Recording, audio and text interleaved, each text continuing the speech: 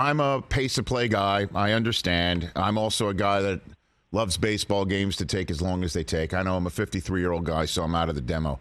But I don't think there's a soul on the planet. I tweeted this out over the weekend. I don't think there's a soul on the planet who wants to see a baseball game end with a walk-off pitch clock violation. Not a soul.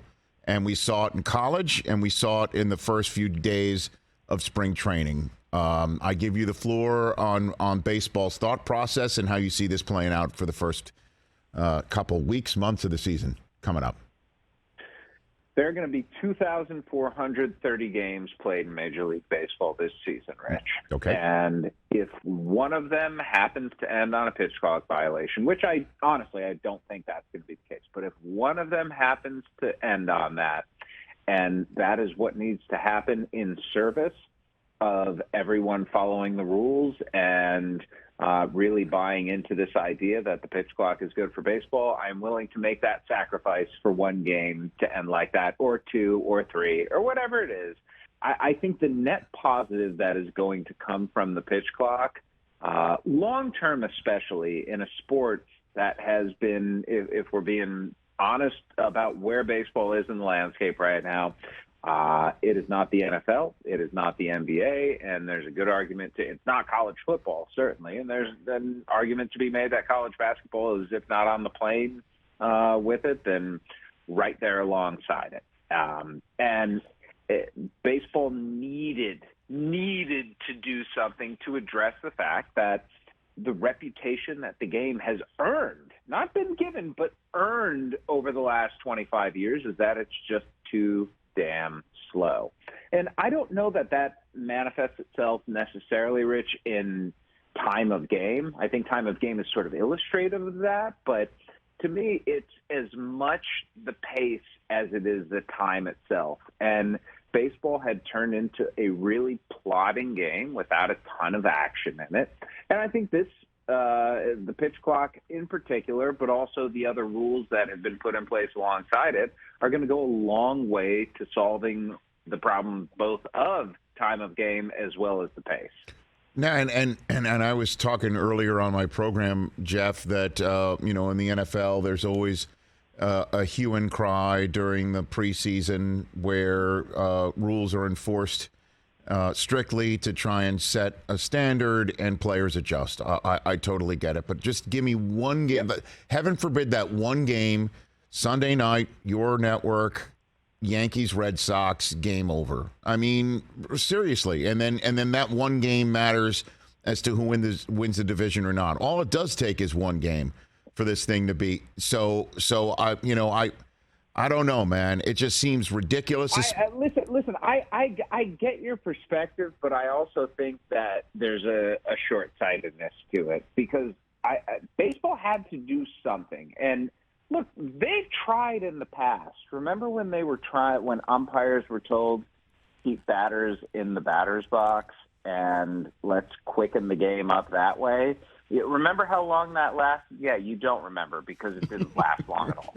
Like, the guys just straight up ignored it and stopped caring about it. Major League Baseball kind of shrugged its shoulders and was like, well, guess there's nothing we can do about it now because players aren't on board.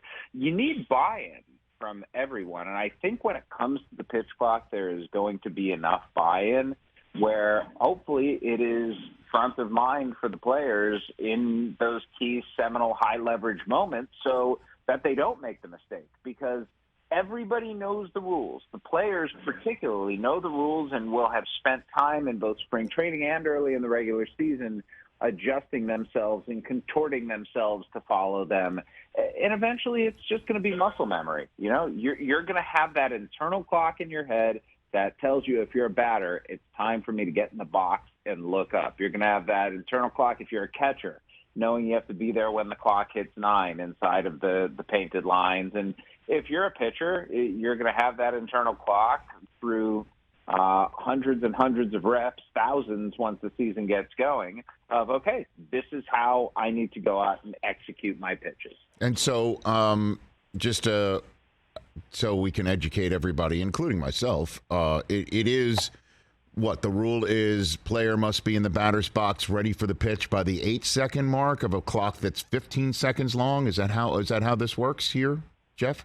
That's correct. And ready is essentially in your stance and head up facing the pitcher. So, Max Scherzer talked about it yesterday after his start. Like, he was ready before the hitter sometimes, and when the hitter would look up, he would go into his delivery. And he sees the pitch clock, which, by the way, Max Scherzer was not a fan of at first, but he sees it as something that he can use to his advantage, and he can mess with hitters' timing that way. And you know what? That's great. Like, the fact that there is a potential strategic element to this, I think, really aligns with what baseball is about. Baseball is that mental game. Baseball is that game where strategy comes into play so often, and the fact that players are already trying to leverage that, I think, is fantastic, because it lends some gravitas to the rules, right?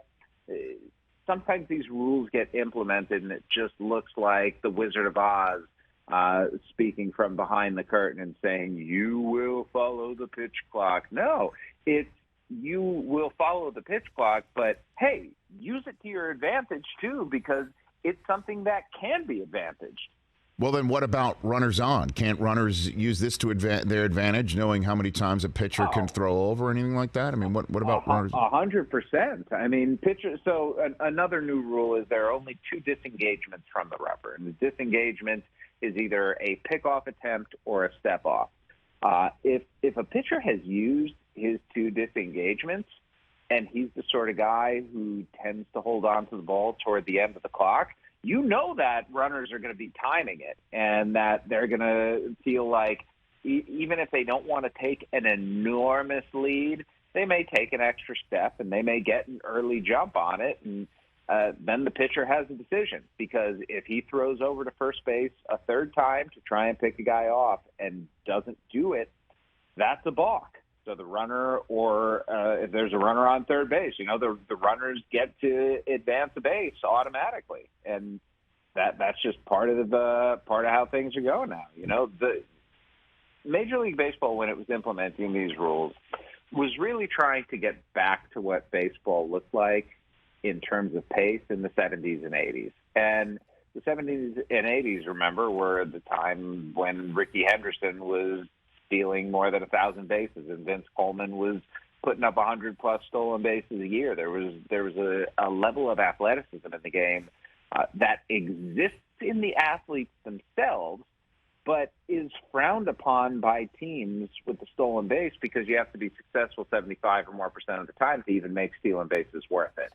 I think that calculus is definitely going to change between the lack of disengagement as well as the smaller distance between the bases, 4.5 inches shorter, which it doesn't seem like a lot. It's not a lot, but man, when it's a bang-bang play, it could feel like a mile. Catch the Rich Eisen Show every single day on the Roku channel, 12 to 3 Eastern, for free.